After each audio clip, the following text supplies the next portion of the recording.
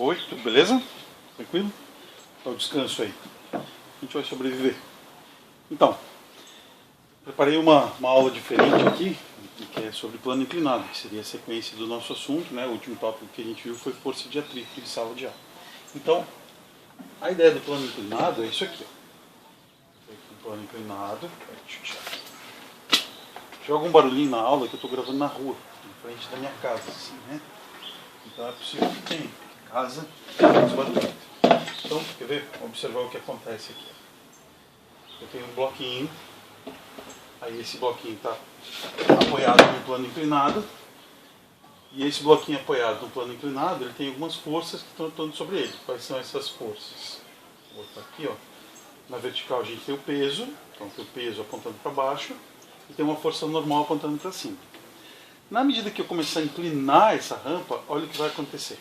A gente começa a inclinar, deixa eu só mudar a posição aqui, ó. Eu vou inclinando a rampa e vai acontecendo isso, ó. A força normal, ela fica perpendicular à superfície sempre. E a força peso, ela fica vertical para baixo. Então, o que a gente precisa resolver nesse tipo de problema? A gente precisa resolver o seguinte, ó. Dessa força peso, qual a parcela dela que é responsável por puxar o bloquinho para baixo? Ou seja, rente ao plano. E qual a parcela dessa força que está perpendicular ao plano, que é o que vai produzir a força normal. Então, a aula de agora, esse tópico agora é só isso. Se você souber isso, já adiantou bastante coisa na sua vida. Então, observe o movimento, olha só. Na hora que eu trago até aqui, ó, está na vertical, que está na vertical. Eu vou começar a inclinar essa rampa, eu vou incliná-la 30 graus.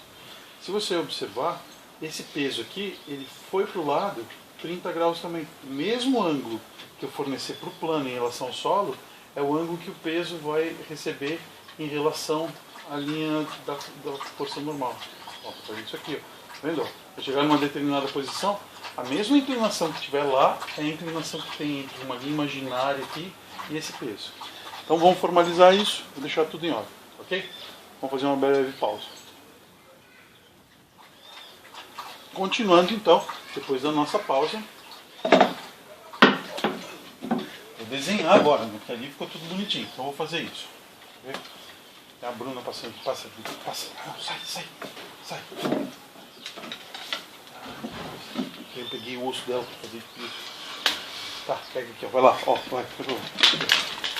Então, plano inclinado, assim. Coisas que você precisa saber fazer. Então, o plano inclinado, ele está inclinado um ângulo aqui alfa. Aí, tem um bloquinho apoiado sobre o plano, desse jeito. Quais as forças que atuam sobre ele? Tem peso. Para onde o peso? Vertical para baixo. Assim. Eu não vou desenhar a força normal agora, porque o meu objetivo é me livrar desse peso que está inclinado aqui. O que eu vou fazer agora? Tem um roteiro para resolver isso. Vai anotando a primeira etapa. Desenhei o peso vertical para baixo. Segunda etapa. Eu vou traçar uma reta paralela ao plano. Vai ser um eixo de referência, eu vou chamar de X. E depois eu vou traçar uma reta perpendicular ao plano, que vai ser outra referência, que eu vou chamar de Y. Então, primeiro, desenhei o peso, desenhei o X, desenhei o Y. Meu Y está horrível aqui, tem que ficar perpendicular, assim, para ficar bonitinho. Está tudo meio deformado aqui, faz parte, né? Assim. Agora eu vou posicionar o ângulo. De que jeito eu vou posicionar o ângulo? Lembra do planinho que eu estava usando ali? Ó, a mesma inclinação que foi dada para o plano em relação à horizontal vai ser com o Y. Então, esse aqui vai ser o ângulo Y. O ângulo alfa, que é o Y e o P. Vamos retomar. Desenhei o peso, desenhei o X, desenhei o Y, posicionei o ângulo. Posicionei o ângulo onde? Entre o Y e o P. Próximo, vou desenhar as componentes. Como que eu desenho as componentes? Lembra lá para achar o Fx e o Fy? Você tem que dar uma resgatada nesse conteúdo lá do primeiro módulo, né? Então, de que jeito vai ser feito isso? Paralelo ao Y, até encontrar o X, eu vou traçar uma reta, aonde encontrar o marco, e esse aqui eu vou chamar de P na direção X. Agora, ó, paralelo ao X, até encontrar o Y, vou traçar uma reta, aonde encontrou eu vou marcar, e aí esse aqui vai ser o meu PY. Recapitulando, eu vou falar de novo, que aí você tem que fazer várias vezes, até isso entrar como um mantra, assim, né? Desenhei o peso, desenhei o eixo X, desenhei o eixo Y, posicionei o ângulo entre o PY e o peso, desenhei o PX, desenhei o PY. Pronto, cheguei até aqui. Agora eu vou calcular. De que forma eu vou calcular? Vou usar seno e cosseno. Os componentes serão sempre assim. Px vai ser P vezes alguma coisa e Py vai ser P vezes alguma coisa. Px, P vezes alguma coisa, Py, P alguma coisa. Ou alguma coisa, ou é o seno ou é o cosseno. Qual dos dois aqui, o x ou o y, é o adjacente ao ângulo? Pensei.